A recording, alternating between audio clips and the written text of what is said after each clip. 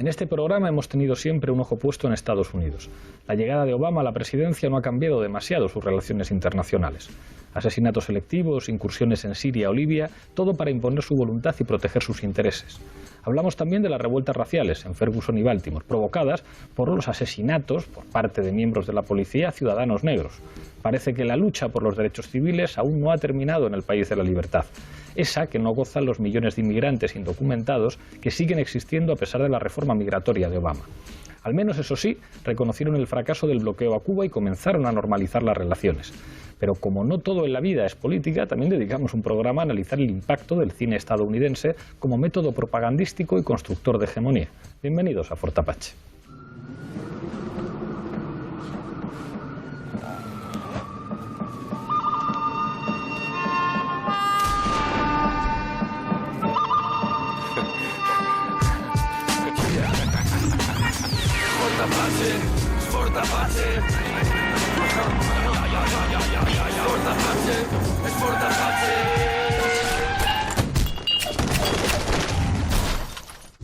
La estructura de Estado y la estructura económica de Estados Unidos se inserta en un contexto cultural incluso en el que se basa básicamente en la idea de que la propiedad tiene valor por encima de la vida. Todos los asesinatos que se están viendo en los últimos años y que están teniendo un impacto mediático ocurren en un contexto caracterizado por leyes como las de Stand Your Ground, ¿no? Stand Your Ground son unas leyes las que llevaron a matar a Trayvon Martin. Básicamente la idea siendo que si tú percibes que se está infringiendo en tu propiedad, y a veces se extiende más allá de tu propiedad, como fue el caso con George Zimmerman, que mató, el autoproclamado segurata que mató a Trayvon Martin, tienes derecho a quitarle la vida a una persona que está infringiendo en tu propiedad, ¿no? En Texas, de donde soy yo, pues directamente... Tú y Bush. Yo y Bush y otras 40 millones de personas, ¿no? Y muchos latinos. Pues en Texas precisamente tienes derecho a matar a alguien por intentar robarte en tu casa, ¿no? Entonces es un sistema donde la segunda enmienda misma te garantiza un derecho a tener armas por algo, ¿no? Eso sí, condicional en una organización de una milicia, que es una cosa que no se entiende muchas veces, ¿no? Pero también creo, más allá de la parte económica, que sí que hay una cosa que es muy importante, que es la parte social y las normas sociales y, digamos, toda esta cultura de racismo que también existe, porque hace bastante poco en Nevada había un caso donde un ranchero estaba defendiendo su territorio, amenazando a la policía con escopeta, y se convirtió en un momento mediático muy apoyado por Fox News hasta que dijo 2 o 3 cosas racistas y le quitaron el apoyo. Pero hasta entonces apoyaban a este señor en su enfrentamiento armado con las fuerzas de SWAT, mientras que Mike Brown cruza la calle y le dice, yo qué sé, what the fuck, o lo que sea al policía, y con las manos en el aire le pegan 6 tiros, ¿no? Entonces, claro que hay una dinámica ahí que es bastante perversa y que la gente obvia cuando habla de estas cosas. Es como si hubieran 2 discusiones distintas cuando hablas de estas dinámicas en Estados Unidos. Yo quería rebatir un poco esto de lo del pobrismo. Es decir, evidentemente sí, pero es que hay que pensar que los últimos datos que he encontrado son de 2009, pero son los que publica New York Times, o sea que no debe haber todavía actualizados. En estos momentos, el promedio de lo que llaman household wealth, o sea, lo que posee una familia blanca, es de $113.000. El promedio de lo que posee una familia negra es de 5.600. Estamos hablando de que de los blancos, del promedio blanco al promedio negro, pasas de 113.000 a 5.600. Evidentemente han conseguido crear una capa de la población como es la minoría negra, que está empobrecidísima, que solamente hay que verlos, hay que viajar por el sur, bueno, por South Carolina, por Tennessee, por Missouri, y ver cómo la población negra vive en condiciones africanas. Es que parece África como viven ellos, viven en baratas. Son africanos. Es que, pero no, viven en condiciones africanas dentro de los Estados Unidos de América del Norte. Y luego hay otro fenómeno importantísimo, y es la impunidad que se le ha dado a la policía para tratar a la población de raza negra. Es que, ha habido casos incluso de que después de apalear salvajemente a un afroamericano, luego le han demandado procesado por haberles manchado los uniformes con la sangre de él. Y esto lo han aceptado los tribunales. La jurisprudencia norteamericana prácticamente da impunidad absoluta a la policía blanca para hacer lo que quiera cuando detiene a un negro. Abuy, Marga y Fernando. Yo quería, al hilo de lo que acaba de decir el compañero, los negros en Estados Unidos, en Brasil, en Colombia, en Cuba, son africanos, por eso viven así, porque la concepción del Estado es que son africanos, al igual que los judíos en Nueva York viven como israelíes porque son israelíes en Estados Unidos. Hay que entender la realidad. Lo que vale para Israel tiene que valer también para Brasil, para Cuba, para otros lados, porque a veces uno ve como que hay como un discurso diferente. En Estados Unidos no es el país que más población negra carcelaria tiene. Brasil tiene más negros en las cárceles que Estados Unidos. Cuba tiene más negros en las cárceles que Estados Unidos. ¿En proporción quieres decir? Bueno, en proporción y en número. Es decir, tú te vas a cualquier cárcel de... En número no hay forma, será en proporción. El número imposible. Bueno, si tú te vas a cualquier cárcel de Brasil este verano, o te vas a Cuba, sin traer ninguna cuestión, y miras... Y si todos no son negros, o sonríen, se les ven los dientes, pero son negros, la mayoría. O te vas a Colombia, lo mismo.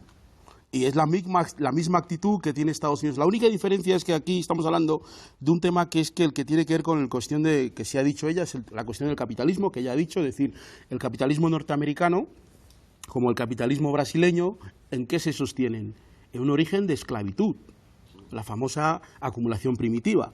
Entonces, esa esclavitud ha generado un dinero y unos recursos tan grandes que para mantenerlos hay que tener fuerzas de ocupación, como las hay en otras partes del mundo, que todos conocemos y todos nos rasgamos las vestiduras cuando vemos por la televisión. Esa fuerza de ocupación en Estados Unidos, en Brasil, en Colombia, en Perú se llaman policías. Y van a donde están los indígenas y están los negros, porque son los elementos coloniales a los cuales hay que mantener a raya. Franz Fanon lo ha explicado muy bien, y también el famoso palestino, ¿cómo se llama? Edward Said, ¿no? Lo tiene muy bien explicado.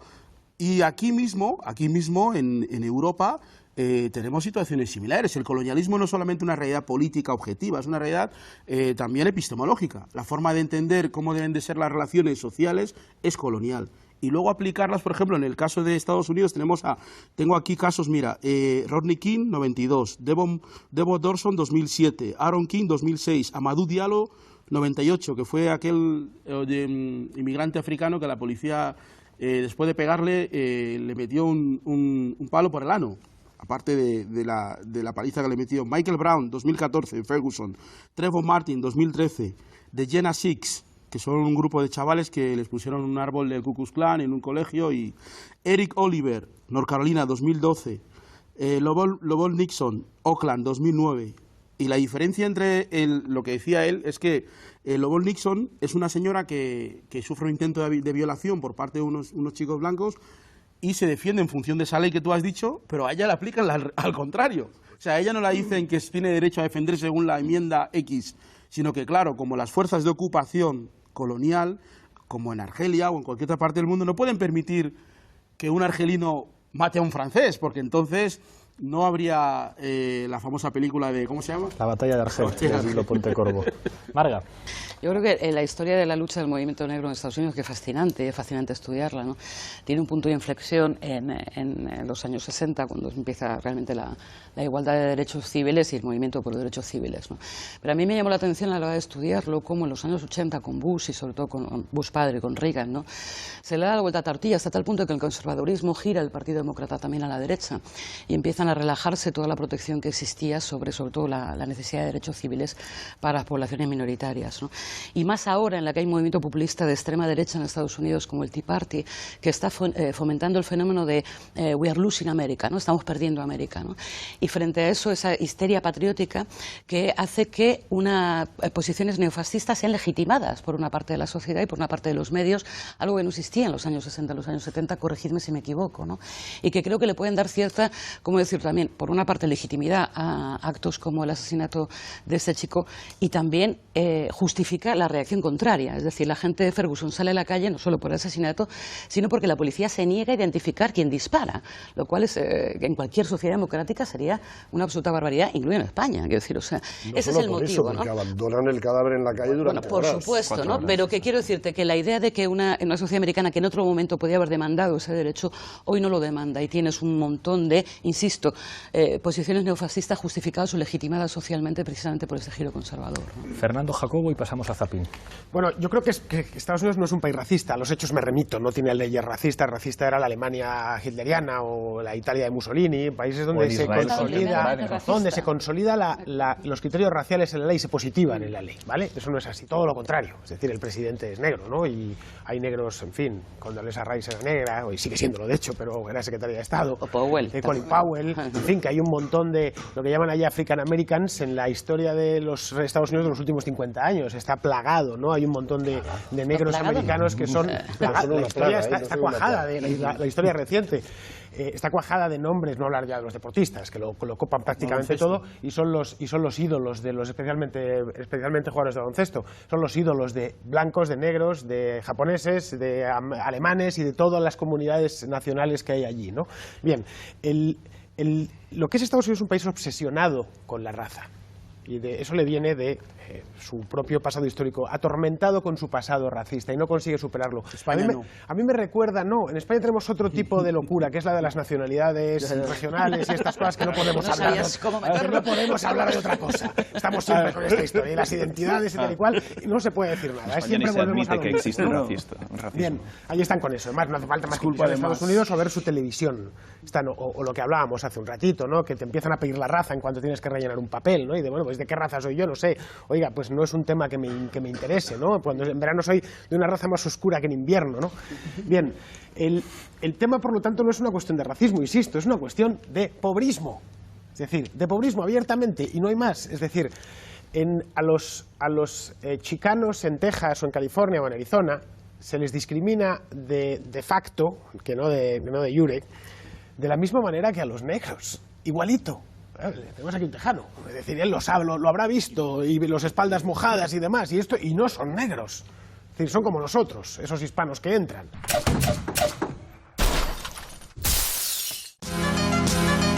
El presidente demócrata Barack Obama recibió el 71% del voto hispano en las elecciones presidenciales pasadas.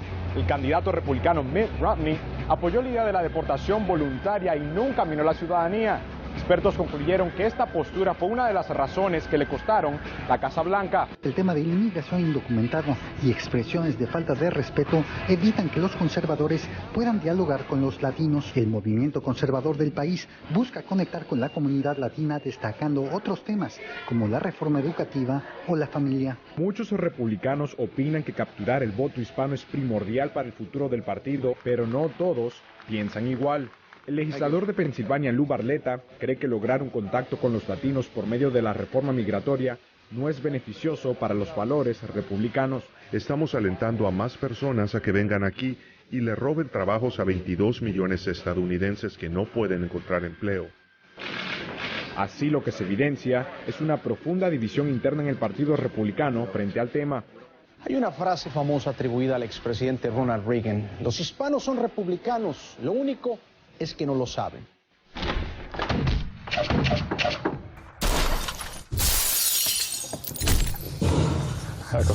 Pues es que justo mi intervención iba, vamos, este vídeo parece que lo han preparado para lo que iba a decir, y es que, claro, no es tanto mérito de los demócratas en relación a la comunidad, de mérito de los republicanos, como de mérito de las políticas que han ido arrastrando los republicanos en los últimos años, ¿no? Esto que decía del trabajo, yo cuando estaba en Nueva Orleans, justo cuando el Katrina, fueron los latinos los que reconstruyeron en buena medida todo lo que había pasado en Nueva Orleans. No había una fuerza de trabajo ahí, no había nadie que quisiera desembarcar en semejante fregado, ¿no?, por decirlo de alguna forma, pero las políticas republicanas han sido tan increíblemente hostiles hacia las comunidades pues en este caso la latinoamericana, pero también en otras comunidades o en otros procesos de lucha por los derechos sexuales, etcétera, etcétera, que ha generado pues una identidad, en el caso de los Dreamers es muy exagerada, a favor de que su único espacio de supervivencia en Estados Unidos es el espacio que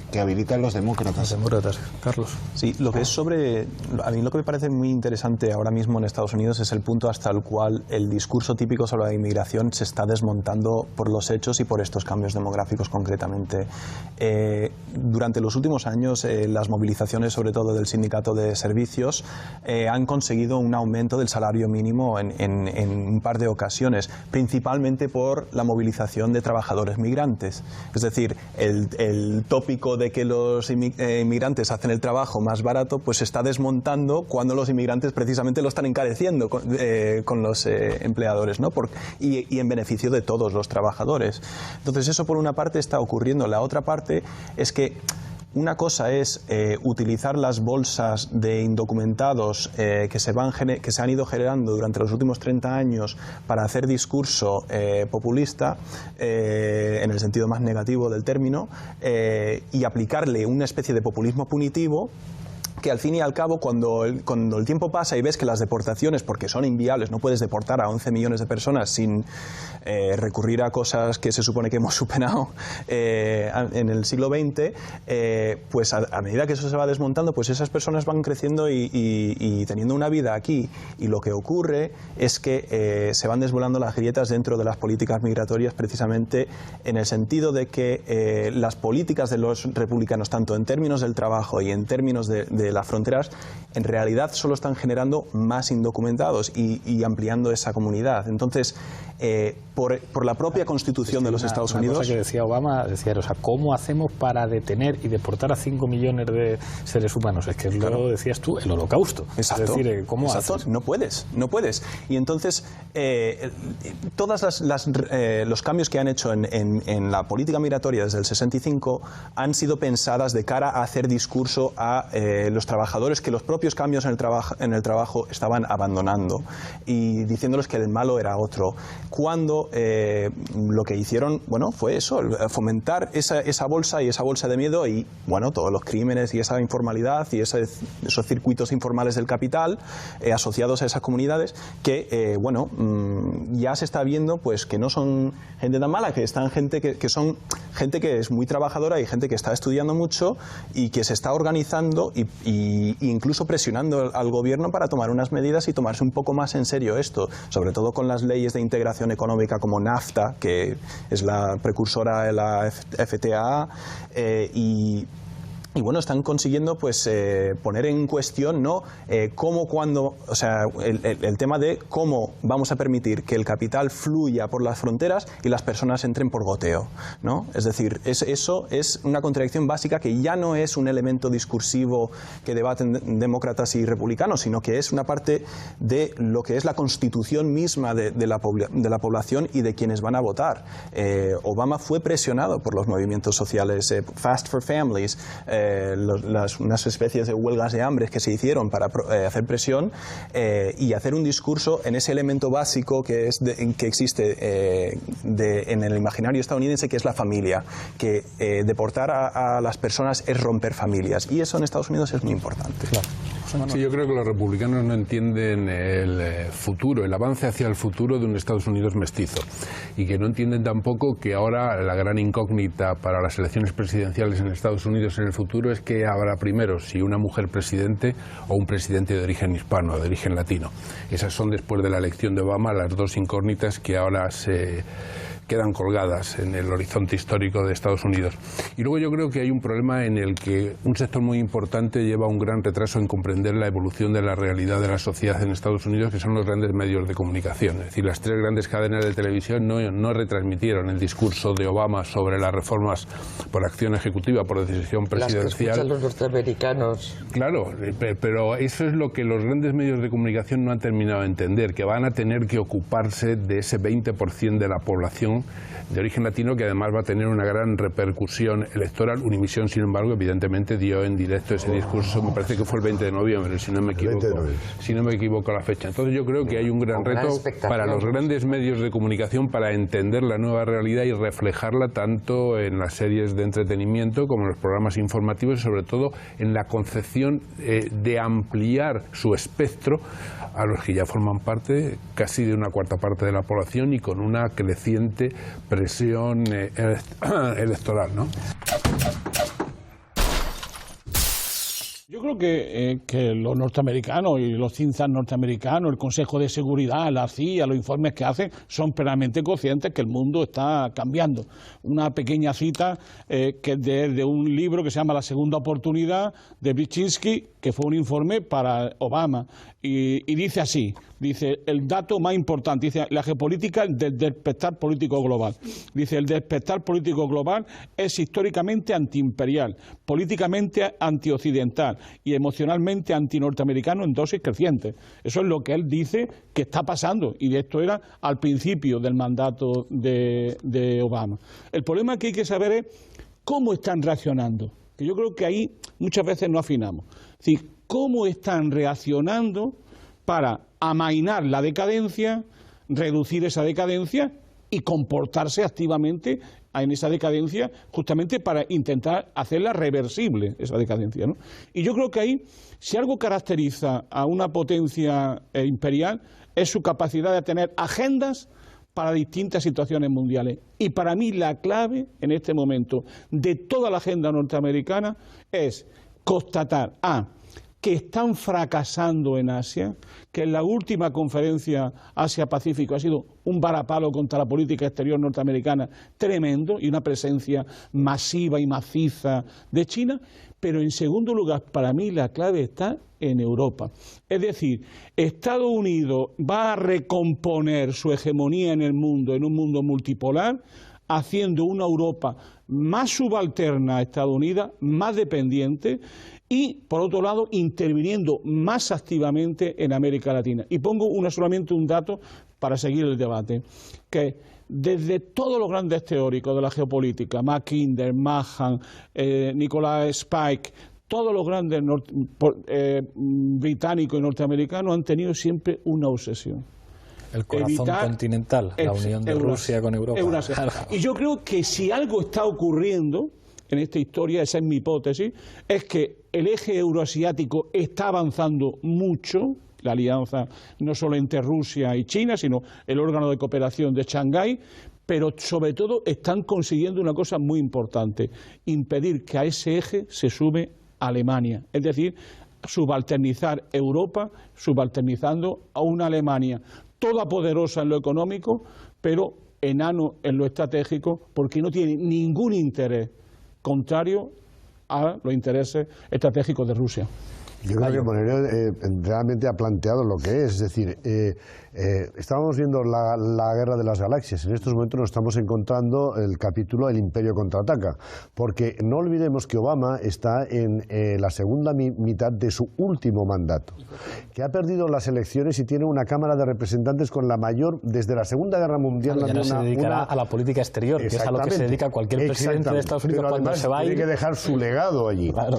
Y él, cuando siempre, desde que empezó en la presidencia, había dicho que él entendía el mundo en su multipolaridad.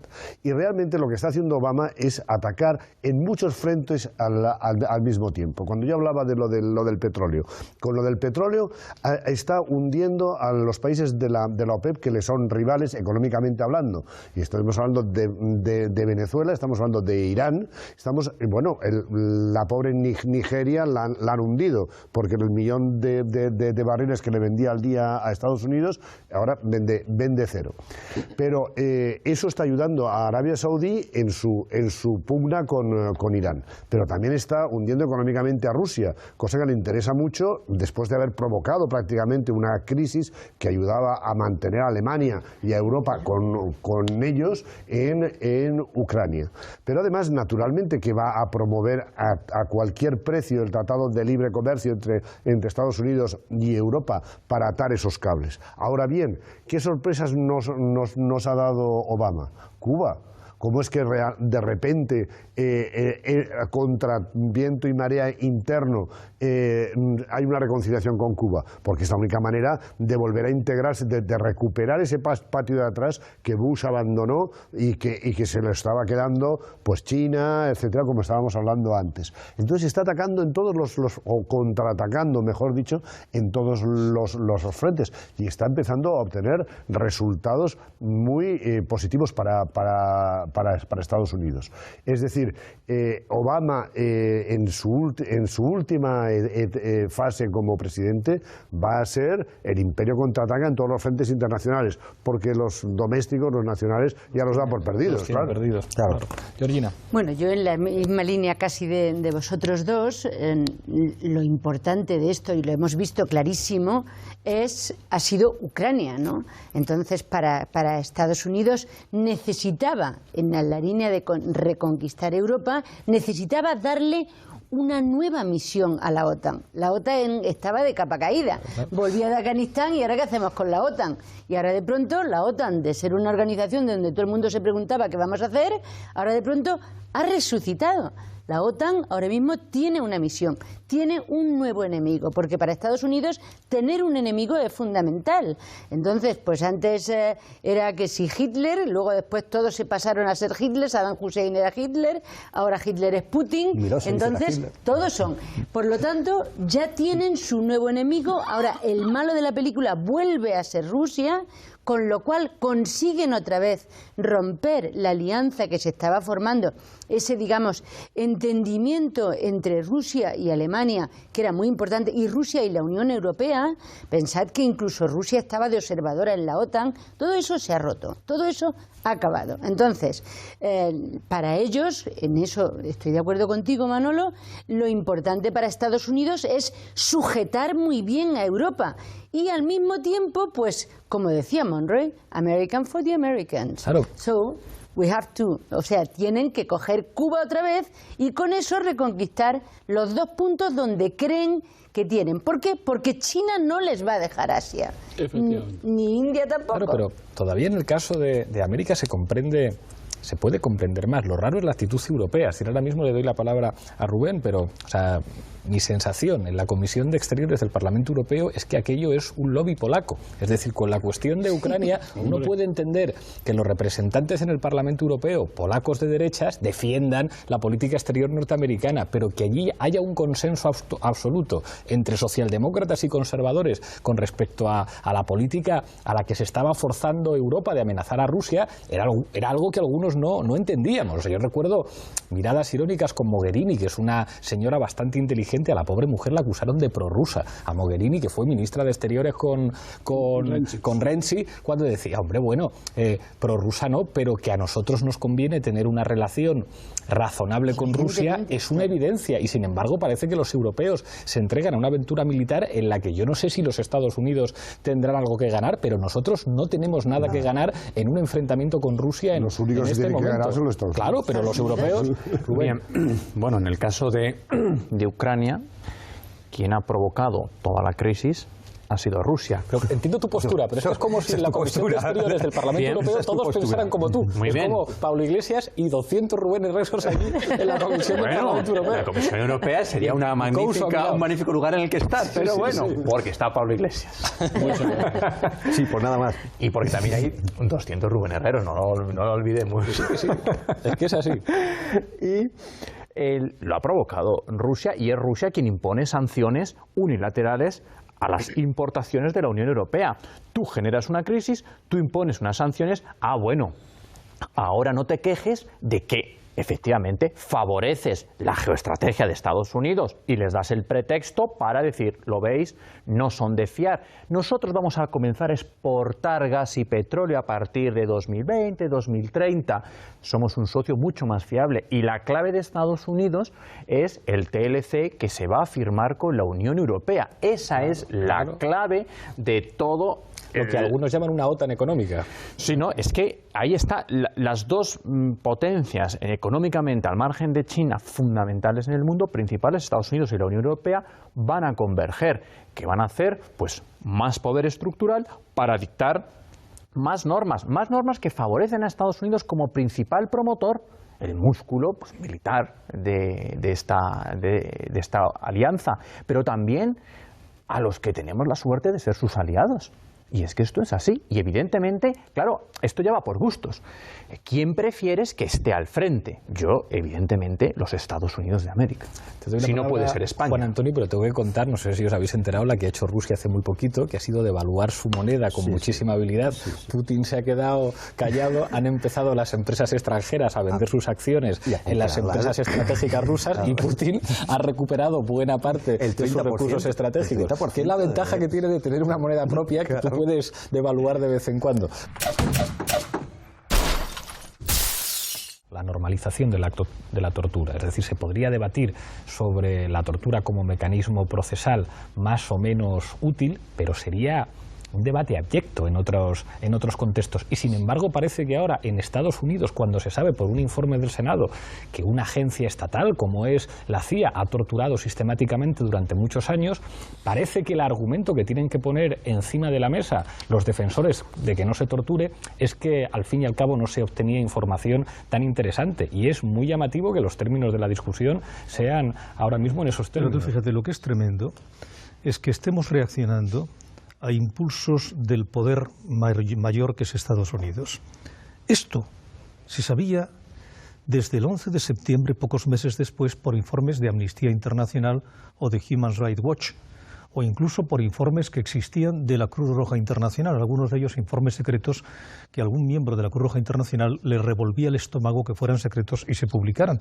Pero, por ejemplo, te voy a decir, el 11 de abril de 2008, en una entrevista a la ABC News, el presidente Bush, ese infame personaje, reconoció públicamente que claro que conocía las prácticas de ahogamiento, que es lo que se llama el submarino. Te meten en la bañera, te sacan, te van ahogando, te van desahogando. Y dice, literalmente, no tuvo usted ninguna objeción. Y dice, no, incluso dije al país que lo hacíamos y también les dije a los funcionarios de Seguridad Nacional que era legal. Y cuando le preguntan al repulsivo Dick Cheney, vicepresidente de Estados Unidos, esa especie de abyecto personaje, aunque haya sido democráticamente elegido, dice, como vicepresidente no lo llevo todo. Es una entrevista al Washington Times en el año 2009. Pero yo estaba en el tema y pensaba que era absolutamente una actuación correcta. Claro que conocía los ahogamientos. Bueno, pero yo te hablaré después, más adelante en la entrevista, qué prácticas se realizan en Guantánamo o se realizaban en Guantánamo. Billy. Sí, bueno, yo sinceramente creo que estamos ante un hecho insólito, ¿no? Porque el informe del que se ha conocido son 6.000 folios, que solamente se han desclasificado 500. Han tardado 2 años en darlo a conocer, porque la CIA ha presionado hasta el máximo para que no se desclasificaran, pero lo poco que se ha dado a conocer es estremecedor, pero todavía más estremecedor la respuesta. El presidente Obama ha dicho, una vez leído el informe, en donde efectivamente se acredita que la CIA torturó, violó, detuvo ilegalmente, secuestró a personas a nivel internacional, mantuvo secuestradas a personas, es decir, toda una serie de figuras delictivas que en cualquier país del mundo, lógicamente, tendrían como respuesta una acción inmediatamente procesal. Pero lo más terrible es la respuesta del presidente Obama al conocer el informe. Dijo, ninguna nación es perfecta. Punto. No ha habido ni una sola comparecencia de ningún funcionario público, nadie asume la responsabilidad, ningún imputado, y todo tiene que ver con lo que decía el vicepresidente Cheney, de que para combatir el terrorismo hay que combatirlo desde el lado oscuro. Y la desgracia es que, por eso yo decía que hace falta un nuevo liderazgo político y moral. No hay en la esfera internacional nadie que lidere la necesidad de poner fin a esta barbarie. Porque si no somos capaces, bueno, lo que en la Segunda Guerra Mundial efectivamente, tal vez la acción más criminal que ha tenido la humanidad no conocida ha sido el nazismo. Pero a los nazis se les juzgó en Nuremberg y tuvieron un juicio justo. Al estalinismo no se le juzgó y mató con extremada eficacia. Y por lo tanto, desde mi punto de vista, en estos momentos, el que un informe de estas características, que es un informe, en fin, demoledor, no tenga como respuesta inmediatamente a nivel internacional, yo pienso en la Unión Europea, que es lo más próximo, para un nivel de exigencia de sentar en el banquillo a los responsables, sinceramente lo que en fin, es un hecho que viene a determinar que en estos momentos las relaciones internacionales están basadas en una cosa que se llama la impunidad. Y aparentemente todo el mundo está en contra del terrorismo, digo aparentemente, cuando en realidad para luchar contra el terrorismo haría falta un liderazgo político y moral para derrotarlos, pero al yihadismo terrorista nunca se le va a derrotar saltándose el derecho internacional, saltándose el procedimiento penal garantista, saltándose los derechos humanos. Nunca, al revés, será una oficina de reclutamiento para el terrorismo yihadista.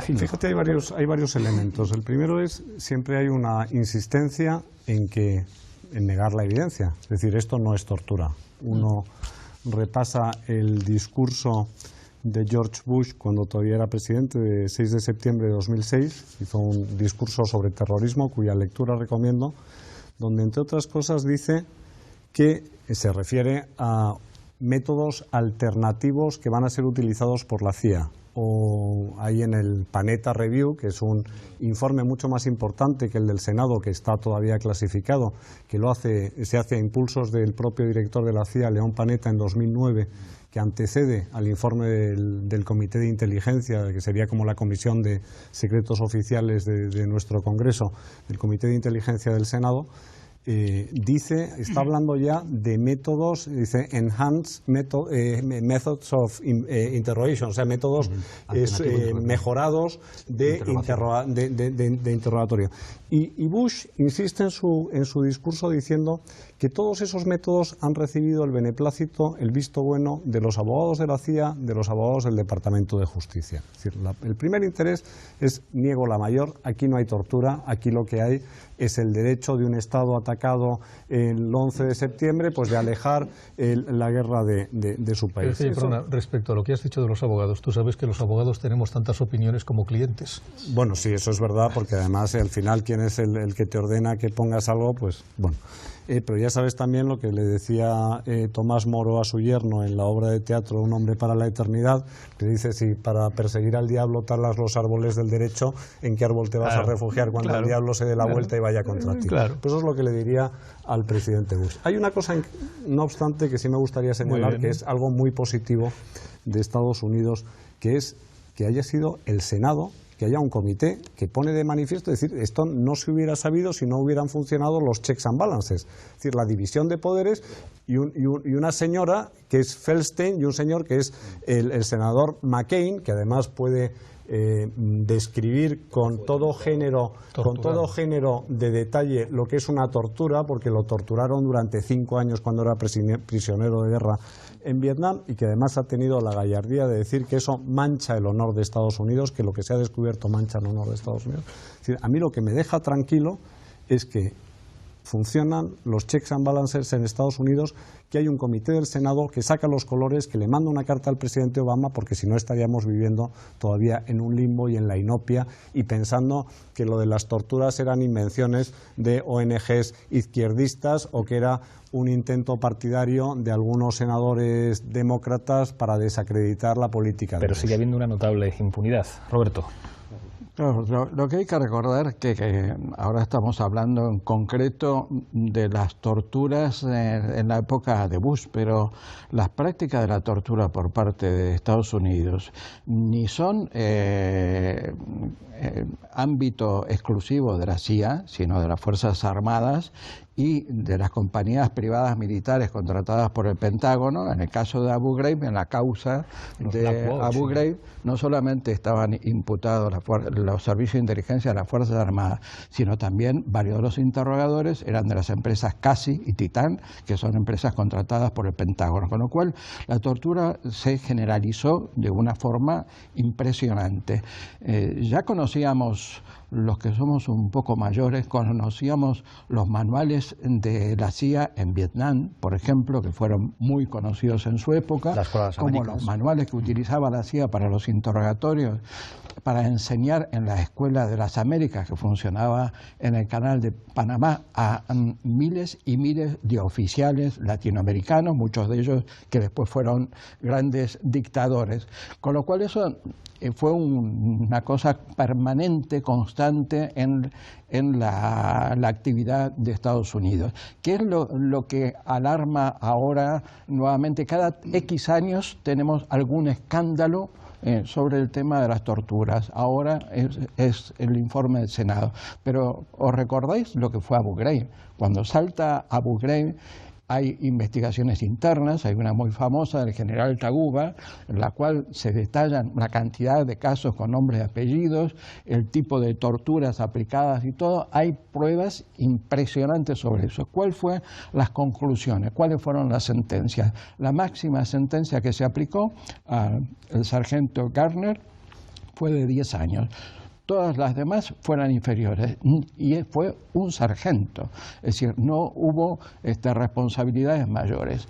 Con lo cual, la sociedad americana y el mundo en general, y la ONU y toda la llamada comunidad internacional, ha aceptado esa impunidad, que se cerraran cada uno de estos casos terribles de tortura que implican a miles y miles de víctimas, y se cierra en un determinado momento. Esto del Senado no es nuevo, por lo tanto, que se esté discutiendo técnicamente sobre la eficacia o no, si fue útil, si eso sirvió para conseguir información o no. Esto se reitera cada tanto tiempo y desgraciadamente la opinión pública nos alarmamos durante unos días cuando eso es noticia, y poco después eso pasa desapercibido y no hay ningún tipo de conclusión ni legal ni política.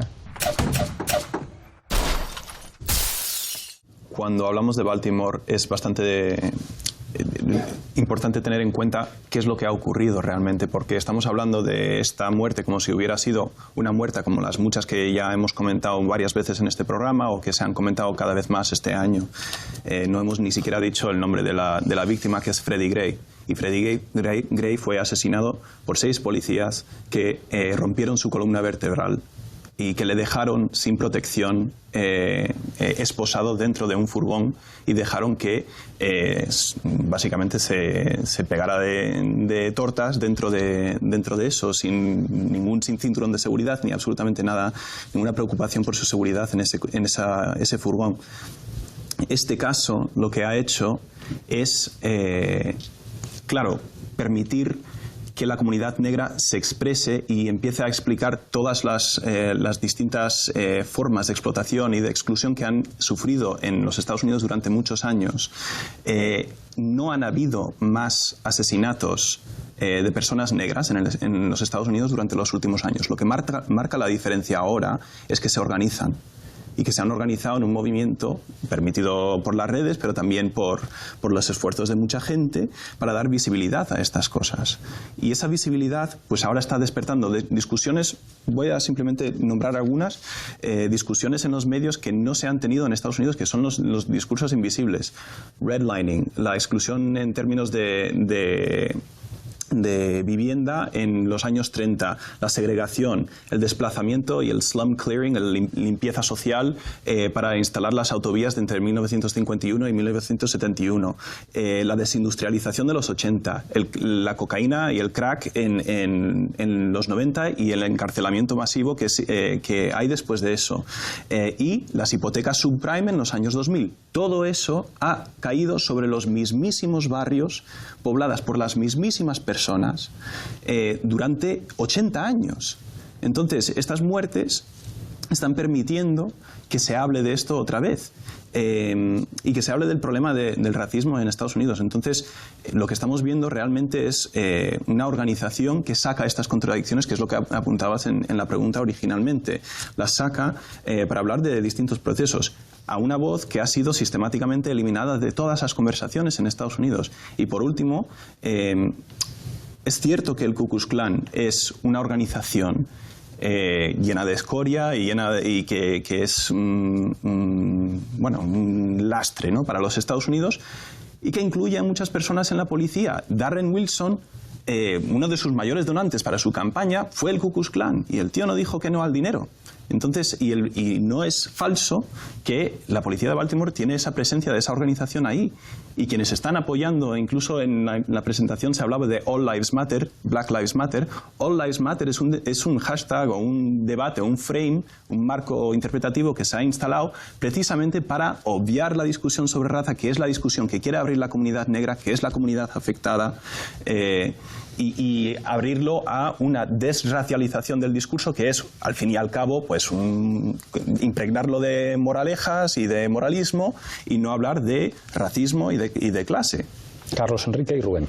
Es que lo del urbanismo es importante también, es decir, no solamente en Baltimore de un barrio a otro hay una diferencia de vida así, como yo hablaba también de Anacostia. En Anacostia los niños sufren el mismo síndrome que sufrían los veteranos del Vietnam, de los tiroteos que ven cada día. Es que tenemos South Central LA, pero en Chicago, ahora mismo, hace nada, en abril, el alcalde, Rahm Emanuel, ha aprobado dar millones de dólares en indemnización a los que fueron torturados en las comisarías en los años 70 y 80, prácticamente todos negros, por torturas en las comisarías, aceptadas judicialmente y indemnizadas por el consistorio.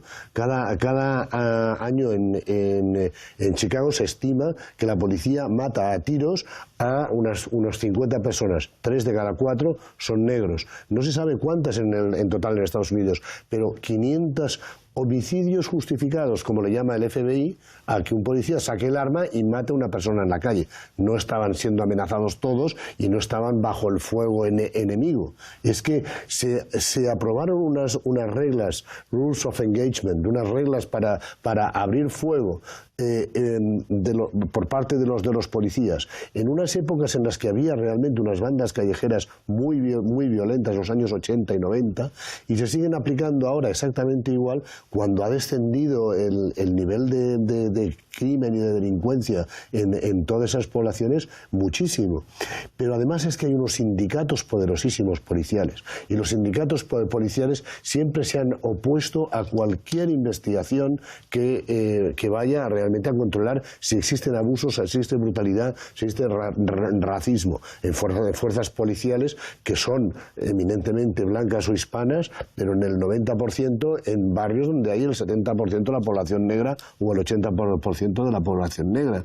Y se han opuesto incluso a los fiscales de distrito que intentaban investigar esos abusos, y se han opuesto en las elecciones y han conseguido que salieran derrotados en las elecciones en Baltimore, entre otros lugares. Luego la fiscal que luego fue elegida ha sido igualmente dura con esa brutalidad policial. De acuerdo, pero quiere decir que los sindicatos que tienen muy poco poder en Estados Unidos, salvo algunos como los de los transportistas, y son más bien mafiosos que otra cosa, en el caso de la policía son poderosísimos. Han conseguido incluso desafiar al alcalde de Nueva York en casos similares. En Nueva York también ocurrió cuando un hombre desarmado por completo porque vendía cigarrillos en la calle, le hicieron una llave y lo asfixiaron y lo mataron en la calle. Ese nivel de violencia policial solo es comprensible por la tolerancia de la sociedad, la tolerancia de las autoridades, y también por el pavor, el miedo que tiene una clase media alta y la clase alta a, digamos, ser víctima de los que son desposeídos pero que tienen acceso a armas de fuego y que les dan manga ancha a la policía para que actúe de una manera, con una violencia que no se ha visto en ningún otro país demócrata, civilizado y con Estado de Derecho, como dice Rubén. La violencia policial es incomparable. Rubén. Claro, violencia policial en un país que tiene libre circulación de armas y que la policía tiene todo el derecho del mundo a entrenarse y a estar entrenado sobre cómo repeler las posibles agresiones a las que se pueda enfrentar. Los desposeídos. Bueno, a ver, sí, evidentemente que hay márgenes de pobreza en los Estados Unidos, pero precisamente Estados Unidos, una democracia auténtica, un Estado de Derecho auténtico, es un país que tiene vías de integración para todos estos márgenes y es un ejemplo de integración social, como por ejemplo integra en la sociedad a través del deporte, a través de las Fuerzas Armadas, a través de la educación. Por ejemplo, uno de los más prestigiosas escuelas de negocios del mundo, la de Harvard, la Harvard Business School, tiene concedidas en un porcentaje de 48% de sus alumnos están becados en alguna manera. Las Fuerzas Armadas están integrando muchas personas. El deporte también integra muchas personas.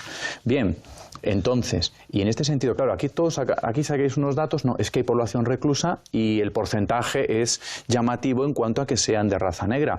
Bueno, si ahí subyace de que se les ha detenido por una cuestión racial, es decir, usted es de raza negra y por eso procedemos a detenerle, no.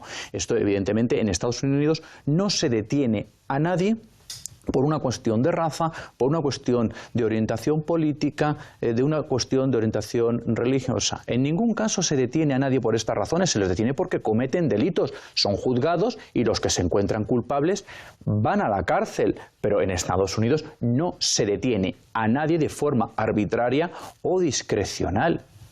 Puede haber y habrá desafortunadamente algún caso y de cualquier raza que esa persona realmente a lo mejor no cometió el delito por el cual está en la cárcel, pero la inmensa mayoría de las personas que están en la cárcel, por no decir la práctica totalidad de personas reclusas en Estados Unidos, es que tienen un pasado delictivo y están rindiendo cuentas por ese pasado delictivo. Es que, bueno, y de nuevo con el Ku Klux Klan, de verdad, es que si aquí ya tiramos del Ku Klux Klan, ya apaga y vámonos, de verdad, es que es una minoría de seres despreciables, marginales. Estos sí que están desposeídos y bien desposeídos, y estos sí que tenían que estar en la cárcel, todos estos. Pero son absolutamente irrelevantes. ¿Qué van a ser policías, por favor? ¿Cómo va a estar el Ku Klux Klan metido en la policía de Estados Unidos? Por favor. Pero tú has visto cualquier documental que es del Ku Klux Klan. La basura social. ¿Qué es esa gentuza? Por favor. Tom DeLay. Trent, ¿cómo se llama? El gobernador de Mississippi durante varios años, Trent Lott. Venga, por favor.